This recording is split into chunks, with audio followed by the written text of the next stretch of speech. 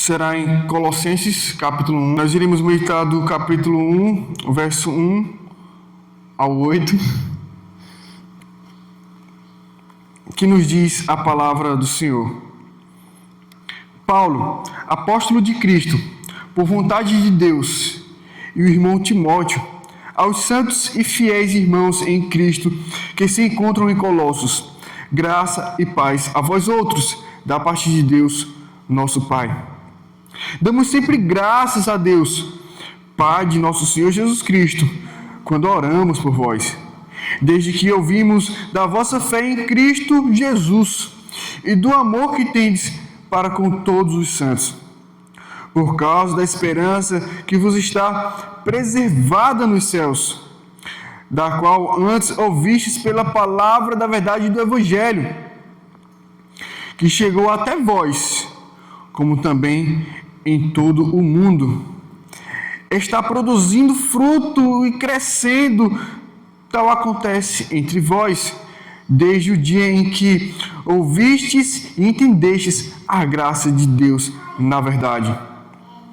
Segundo fostes instruídos por Epáfras, nosso amado conservo, e quanto a vós outros, fiel ministro de Cristo, o qual também nos relatou do vosso amor no Espírito.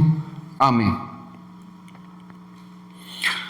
Nós iremos meditar sobre o seguinte tema: o crescimento espiritual na vida cristã. Uma das primeiras coisas que é relatado nessa passagem é sobre o crescimento espiritual na vida cristã. E, irmãos, Paulo, ele é o autor desta carta. Paulo escreve essa carta na chamada primeira prisão em Roma. Não somente Colossenses, mas também Efésios, Filipenses, Filemão, foram as chamadas cartas da primeira prisão do apóstolo. Prisão esta, por ser um dos principais líderes da fé cristã, um apóstolo de Cristo, sendo considerado uma ameaça para a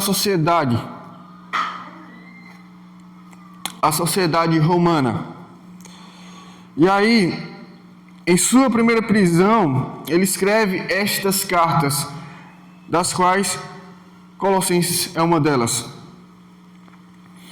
A data dessa carta é entre 60 e 62 depois de Cristo.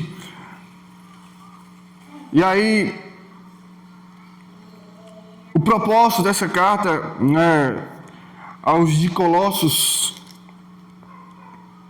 cujo líder principal daquela região era Epáfras, que foi um discípulo de Paulo, Foi fundada a igreja em Colossos por um discípulo de Paulo, o Epáfras, vamos dizer assim.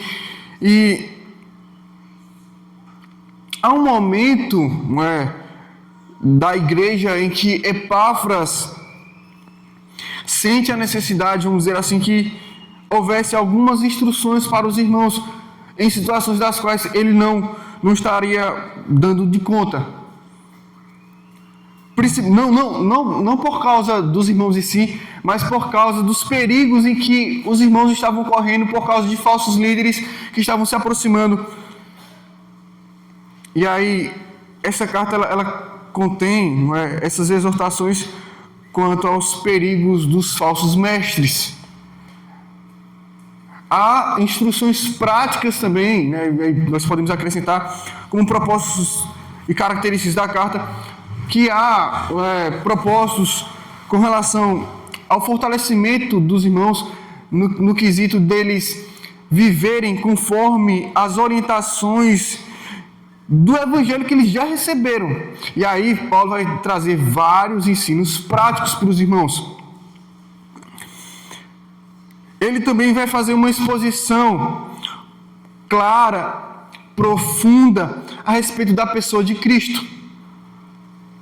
E aí ele finaliza Essa carta que tem apenas 4 capítulos.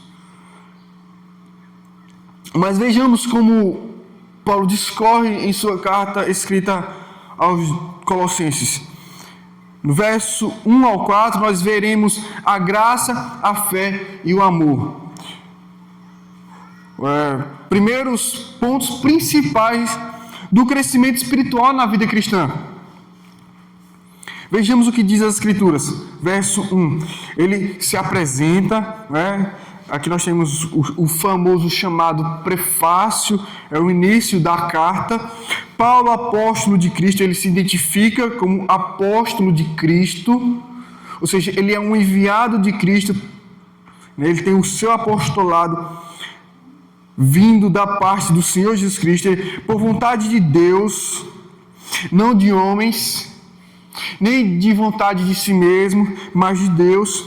O irmão Timóteo, que era seu companheiro, aos santos e fiéis irmãos em Cristo, que se encontram em Colossos. Ou seja, aqui ele já traz o destinatário da carta, a quem ele endereça, a carta, que é para os irmãos de Colossos, que é a antiga Frígia, vamos dizer assim, é a região onde até mesmo os Éfeso fazia parte ali também, e Herápolis também fazia parte daquela mesma região. Mas vejamos, ele traz uma saudação, ele diz: graça e paz a vós outros da parte de Deus, nosso Pai. É de onde as saudações cristãs se propaga e se habitua e se torna costume prático, principalmente entre nós ocidentais, onde nós aderimos o costume das saudações graça e paz, a paz do Senhor, a paz de Cristo, a paz de Deus e tantas outras saudações que contém nas cartas. E é importante entendermos isso, que as saudações, elas são características de cartas, apresentações são características de cartas, assim como também o apóstolo faz aqui. Não que em todas as cartas há necessariamente uma apresentação, mas saudações, elas fazem parte, sim, são características principais de uma carta. Nós tomamos como costumes, hábitos de saudações, de maneira de tratarmos uns aos outros, mas bom dia, boa tarde, boa noite, tudo bem, olá, também fazem parte de uma saudação digna de um cristão. Mas essas saudações, graça e paz, a paz do Senhor, a paz de Cristo, a paz de Deus, elas são válidas, e são saudações carregadas de bênçãos para a vida da comunidade cristã e a vida pessoal de qualquer irmão a quem é direcionadas tais palavras.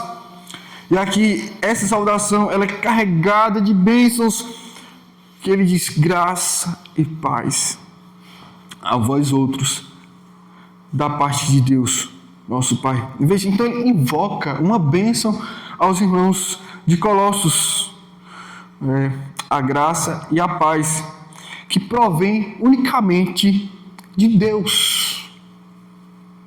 A paz invocada para os irmãos é a paz que vem de Deus, a paz que o mundo não dá, a paz que o mundo não desfruta, a paz que o mundo não conhece, não reconhece, mas unicamente aqueles que fazem parte do corpo de Cristo desfrutam e recebem tal paz e tal graça.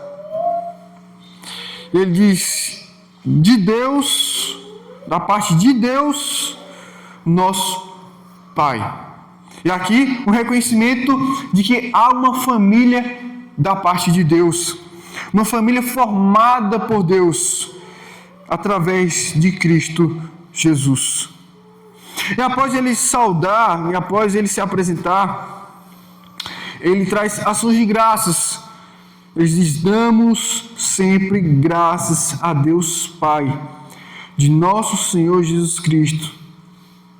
E aqui ele liga entre o nosso Pai e Pai do nosso Senhor Jesus Cristo, onde Cristo se coloca na posição de irmão mais velho, o qual doou sua própria vida, para que por meio de sua vida tenhamos nova vida, né?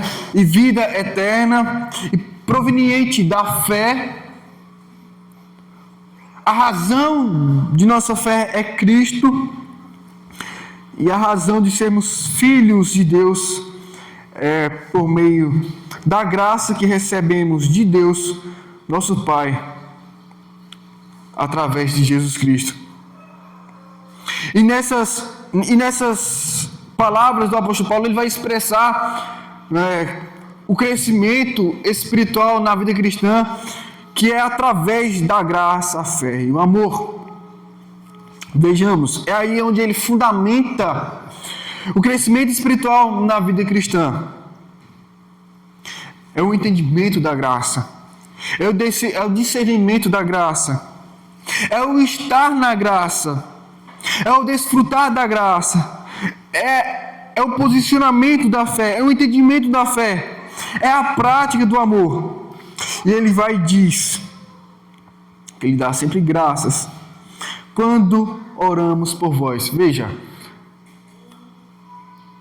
o apóstolo Paulo, ele declara explicitamente, claramente, que os irmãos são objetos de sua oração.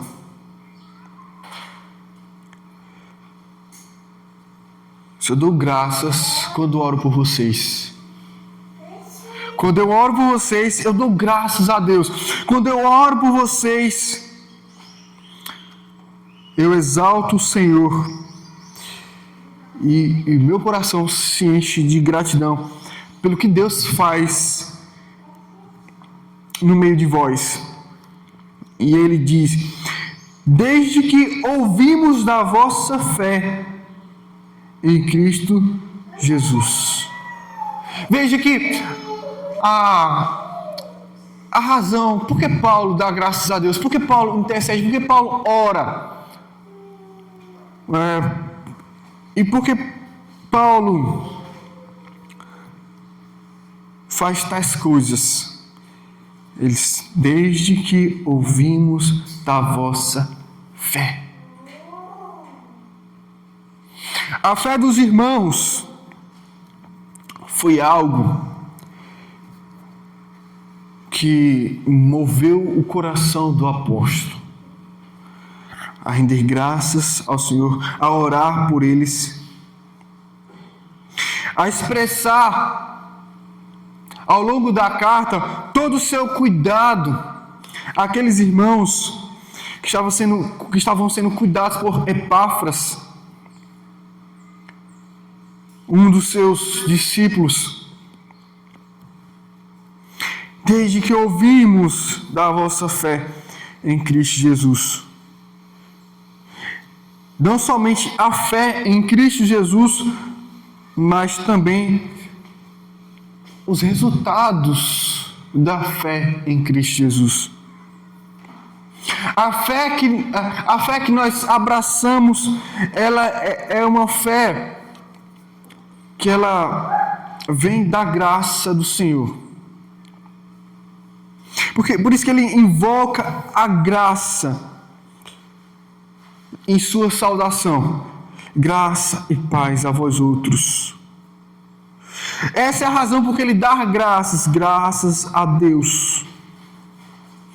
Porque a graça é o favor imerecido e a capacitação divina na vida do cristão para o seu crescimento espiritual, na fé que ele alcança por meio desta graça. E os resultados da graça na vida dos irmãos é uma fé prática, vamos dizer assim, uma fé operante, uma fé disposta a agir. E aqui ele vai mostrar a ação da fé. Ele ouviu falar da fé dos irmãos e ouviu possivelmente de Epáfras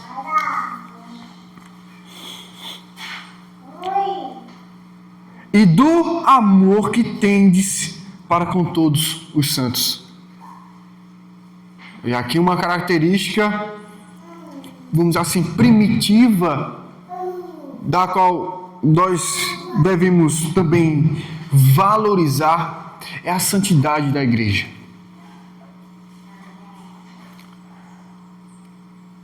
É a santidade da igreja. Muitas vezes já falei que a igreja não é perfeita, mas precisamos estar conscientes da questão entre santidade, sermos santos, perfeição, sermos imaculados, sermos separados. Há propriedades do sermos santos que estamos e que ninguém pode tirar de nós. É que uma vez crido no Senhor Jesus Cristo, que uma vez depositando toda a nossa esperança e confiança através de nossa fé em Cristo Jesus, que é a fé, nós somos separados, reservados, guardados, e estamos em um processo chamado de santificação, onde estamos sendo purificados, ensinados, doutrinados,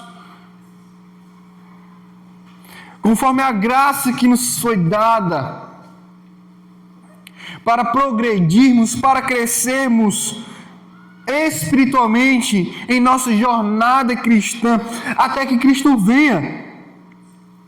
Mas essa característica ninguém pode tirar de nós. Nós somos os santos de Cristo, nós somos os santos de Deus. E o amor deve fluir no meio de nós. E essa é a causa de Paulo render graças a Deus. É a fé dos irmãos. É o amor entre os irmãos.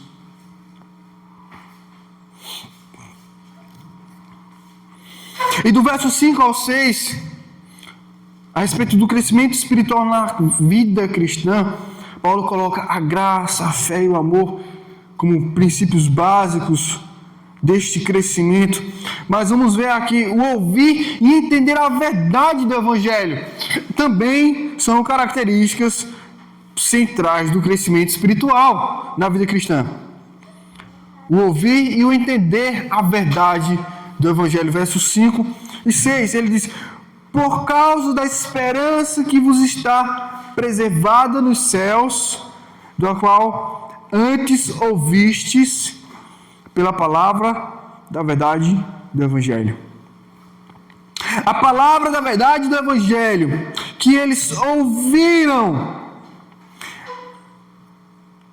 é o que os mantém firmes na esperança que está sendo preservada nos céus para os santos, para os nossos irmãos que receberiam e que receberam a carta, e a qual nos é útil hoje, depois de, vamos dizer aí, quase 2000 anos.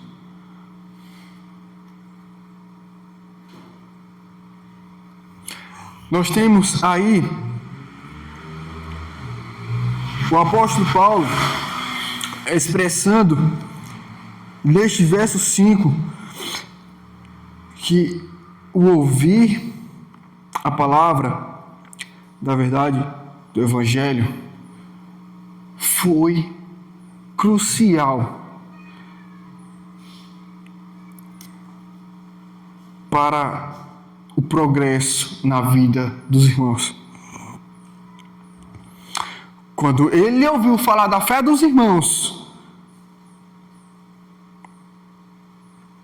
quando ele ouviu falar sobre o amor entre os irmãos, verso 5, ele diz: qual é a razão dessa fé? Qual é a razão desse amor? O que justifica tamanha confiança em Cristo? O que justifica tamanha fé? O que justifica esse amor entre eles? O que justifica? A causa é a esperança que eles têm, uma esperança preservada nos céus, uma esperança que foi proclamada, uma esperança que foi ensinada, uma confiança que foi apresentada a eles através do Evangelho que eles receberam. E o Evangelho aqui é chamado de palavra da verdade. A palavra da verdade é o Evangelho.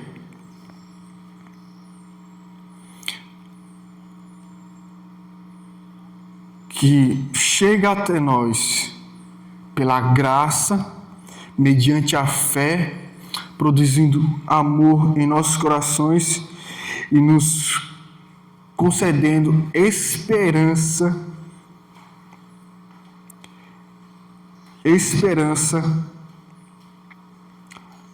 em um desfrutar eterno com Deus.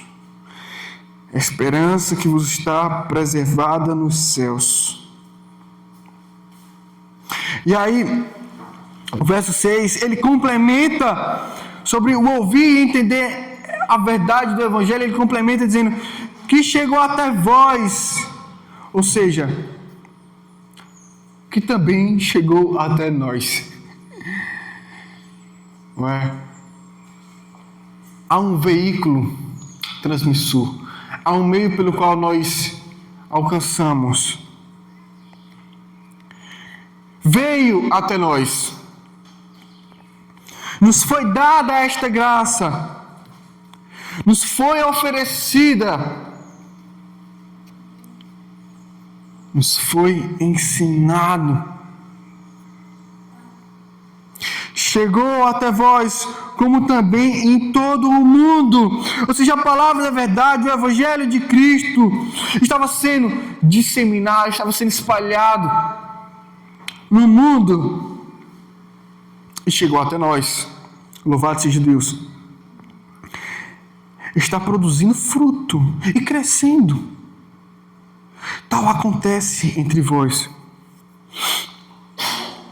desde o dia em que ouvistes e entendestes a graça de Deus na verdade.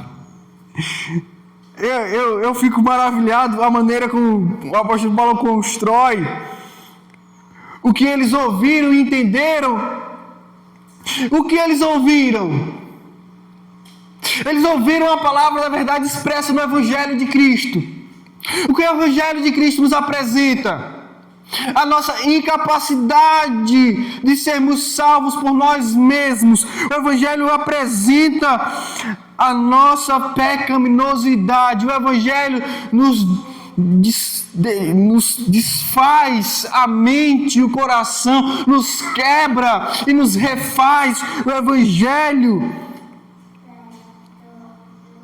confronta o nosso pecado. O Evangelho nos faz nascer de novo. O Evangelho nos traz esperança da qual nós não teríamos de qualquer outra forma. O Evangelho nos traz esperança vindoura, vinda dos céus, por meio de Cristo, o pregoeiro do seu reino. Ele pregou o reino do qual nós faríamos parte, nós abraçamos com fé. E esta é a nossa graça. A graça que nos foi dada. Por isso que ele diz: vocês ouviram e entenderam a graça. Não é os nossos esforços.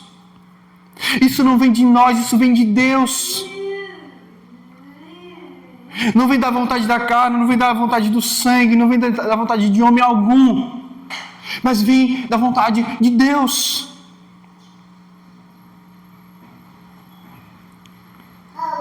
Entender a graça, na verdade, foi o que produziu crescimento espiritual na vida cristã dos irmãos.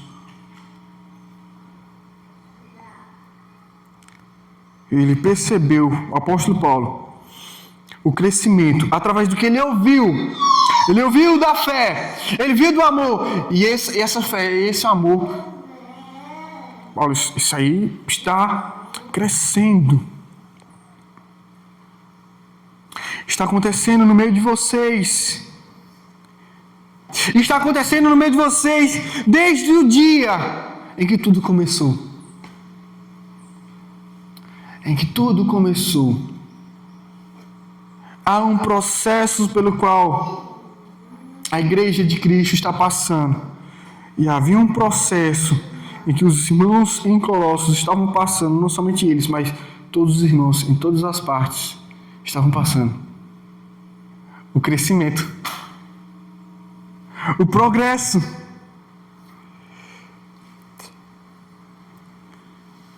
Por uma razão. Vocês ouviram. Vocês ouviram. Vocês entenderam. A graça de Deus, na verdade. Então, ouvir e entender a verdade do Evangelho é crucial. É de extrema importância para o crescimento espiritual na vida cristã.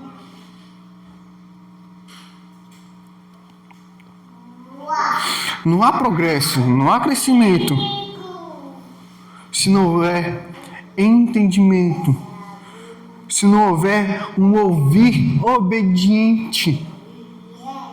Vejamos, versos 7 ao 8, o ensino de líderes fiéis produz o crescimento espiritual na vida cristã.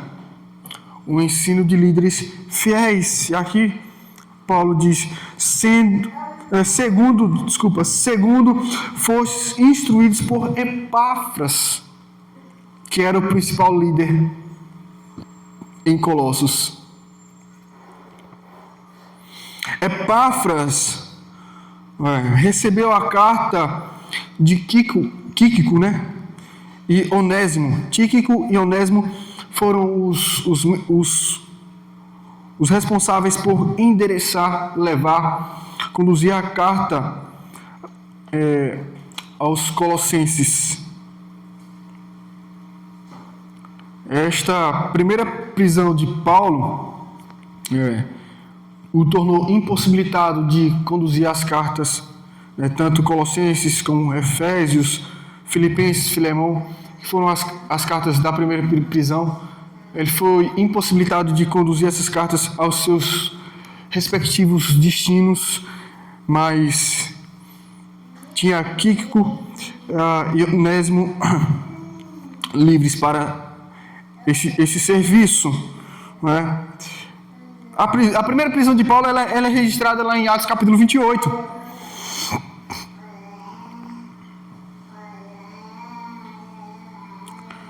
E Epáfras, ele é o principal líder dos irmãos. Epáfras, ele receberia esta carta, Epáfras, ele receberia as honras do apóstolo. Epáfras, ele tinha as características de um líder fiel.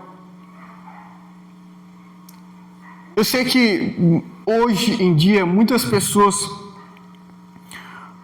por mais que instruídas que sejam, elas podem cair numa soberba, numa arrogância e desprezar a maneira como foram ensinados a liderarem, correrem os riscos de liderarem por si mesmos, a maneira como lhe parecem bem, mas não com Epáfras. Não com Epáfras. Epáfras, ele aprende de Paulo e ele é fiel. Ele é um fiel imitador de Paulo. Paulo, fiel imitador de Cristo. E Epáfras lidera conforme a vontade do Senhor, por isso ele recebe as honras. As honras. Como em Filemão, capítulo 1, versículo 23, saúdam-te, Epáfras, prisioneiro comigo em Cristo Jesus. Prisioneiro em Cristo Jesus. Veja, ainda em Colossenses, no último capítulo 4, versículo 12, saúda-vos Epáfras, que é dentre vós servo de Cristo Jesus, o qual se esforça sobremaneira, continuamente. Veja, Epáfras não é um líder relaxado, ele é um líder esforçado, operante, trabalhador. E ele se esforça continuamente, ele por vós nas orações. Veja, ele é um grande intercessor, para que vos conserveis perfeitos e plenamente convictos em toda a vontade de Deus. Epáfras. E aí ele diz, segundo fostes instruídos por Epáfras. Ou seja, eles foram ensinados, eles foram instruídos, eles aprenderam de Epáfras. Eles conheceram a graça, eles receberam o entendimento, eles ouviram sobre a graça de Deus, na verdade. Eles ouviram e entenderam a verdade do Evangelho.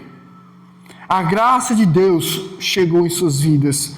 A fé reinou em seus corações.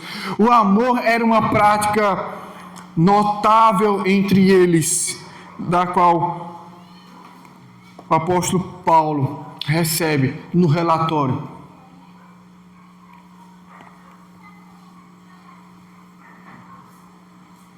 E ele diz, nosso amado conservo. É uma maneira até carinhosa do apóstolo Paulo com relação a Epáfras. Conservo. Conservo. É o servo do servo. Não é? Ele servia a Cristo. É como se Paulo estivesse querendo colocar Cristo, ele como servo de Cristo, e Epáfras, servo da igreja. Não é? Servo do servo. E também uma maneira de colocar Epáfras um pouquinho abaixo, né? Colocando uma hierarquia, tendo em vista que Epáfras recebeu todas as coisas de Paulo, o mestre dele, né?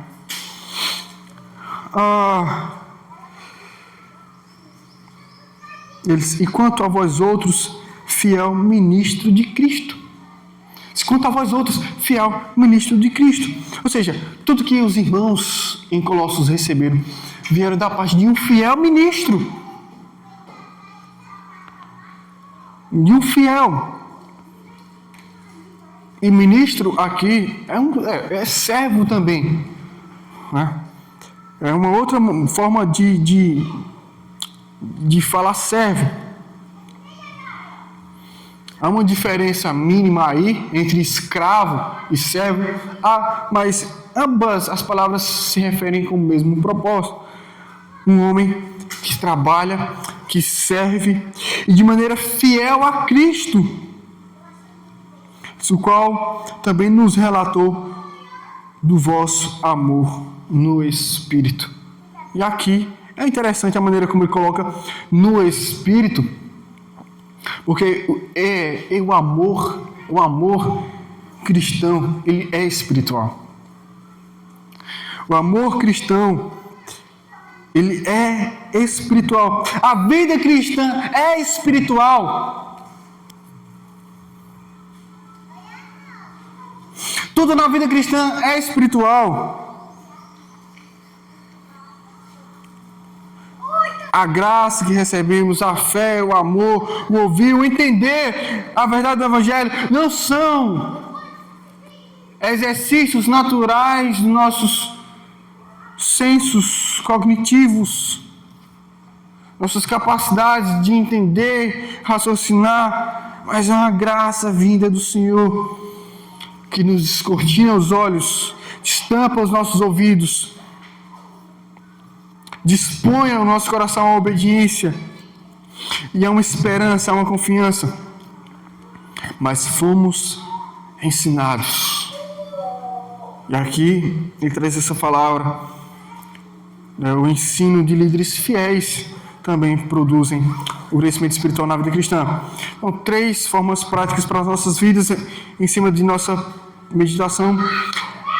Primeiro, que o crescimento é causado pela fé em Jesus Cristo. Todos que creem em um Senhor Jesus Cristo como Salvador de suas vidas e o Senhor de suas vidas passam por um processo de crescimento. Quanto aos estágios, de quem cresce mais, de quem cresce menos, ou em mais tempo ou em menos tempo, o crescimento, ele é algo real na vida cristã. Ninguém que crê no Senhor Jesus Cristo permanece sendo a mesma pessoa. Antes, na graça, na fé e no amor, progridem. Em maior ou menor escala, em mais ou menos tempo, mas o crescimento, ele é real. E nós precisamos tomar consciência de que nós estamos progredindo e não regredindo. E a nossa luta em permanecer no Evangelho, os nossos esforços, conforme a medida da fé, é para que nós cresçamos em todas as coisas em Cristo Jesus, nos apropriando de todos os meios de graça disponíveis para nós, por causa de nossa fé. Outra coisa que nós podemos aprender é que o crescimento, ele é guiado pelo entendimento da verdade.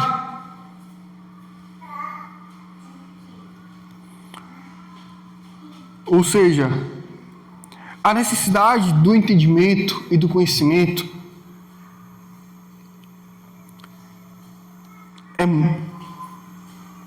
é real.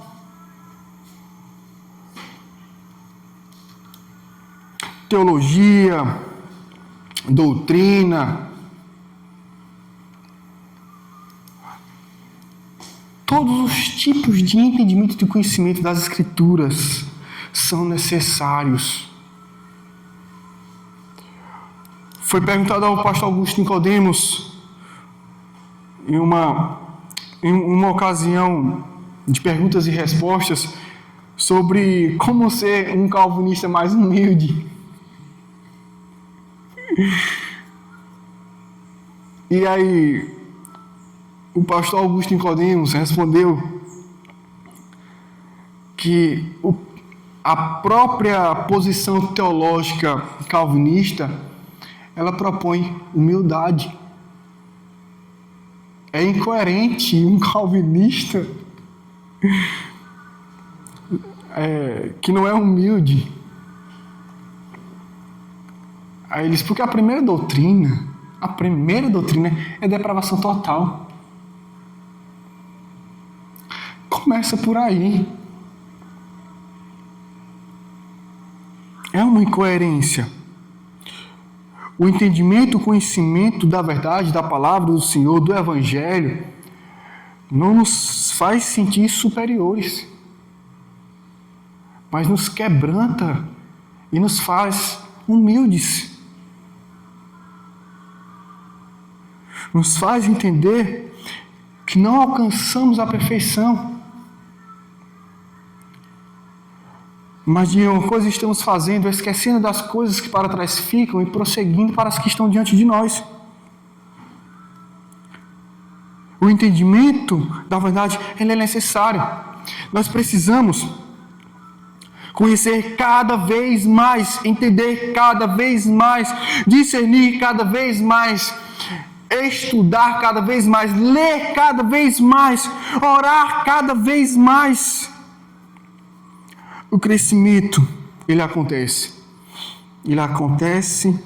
à medida em que nós estamos sendo guiados na verdade.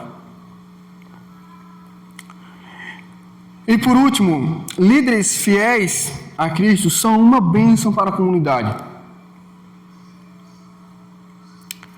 Líderes fiéis são dignos de honra. Líderes fiéis, eles são como Epáfras. Como relata Paulo no capítulo 4, versículo 12. São esforçados, são intercessores, eles ensinam a verdade. Eles não somente ensinam, quando Paulo fala fiel ministro de Cristo, é que Epáfras, ele era sincero e verdadeiro em todas as coisas. Nele não havia engano, mas ele era fiel em todas as coisas. Fiel ministro de Cristo, pode haver os dois sentidos de sua fidelidade no ensino, havia também sua fidelidade no seu próprio exemplo como líder. Então, líderes fiéis a Cristo são uma bênção para a comunidade no quesito de apoiar os irmãos, ajudar os irmãos a crescerem espiritualmente em todas as coisas na vida cristã. Que assim Deus nos abençoe. Que o Senhor nos faça crescer em todas as coisas. Em nome de Jesus. Amém. Vamos orar. Senhor Deus, querido Pai, eu te agradeço pela tua palavra, pelo teu ensino. Eu rogo neste momento, Senhor, começando pelo final da exposição, que cada um dos despenseiros da verdade, do Evangelho de Cristo, sejam encontrados fiéis, Senhor. Que nós que lideramos, que estamos à frente, Senhor Deus, do rebanho de Cristo, tomemos a consciência de que um dia prestaremos contas ao Supremo Pastor das ovelhas, a saber, Cristo Jesus. Que haja fidelidade na verdade do ensino das Escrituras, que haja fidelidade, Senhor, contigo, que sejamos exemplo Como disse Paulo a Timóteo, torna-te padrão dos fiéis. Cuida de ti mesmo, Timóteo.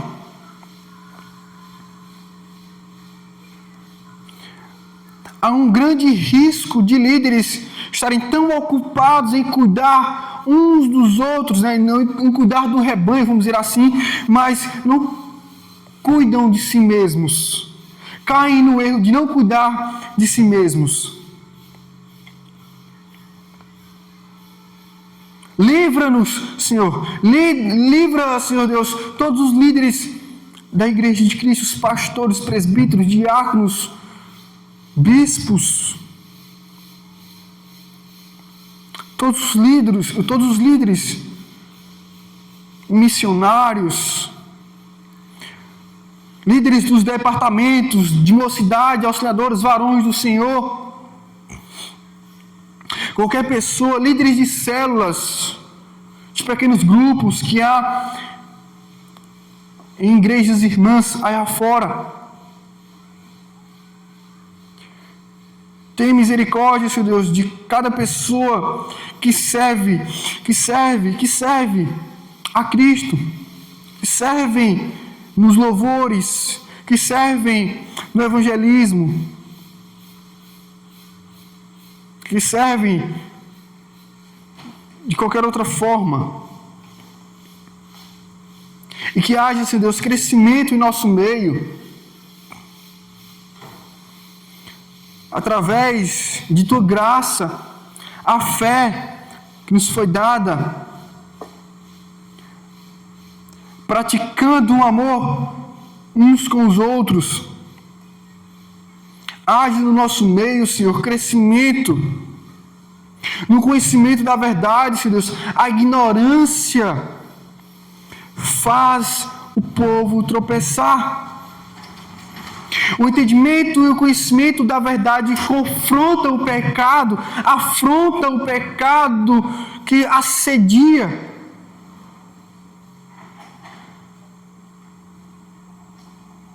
Nos ajuda, Senhor, em crescer no conhecimento. No conhecimento, Senhor.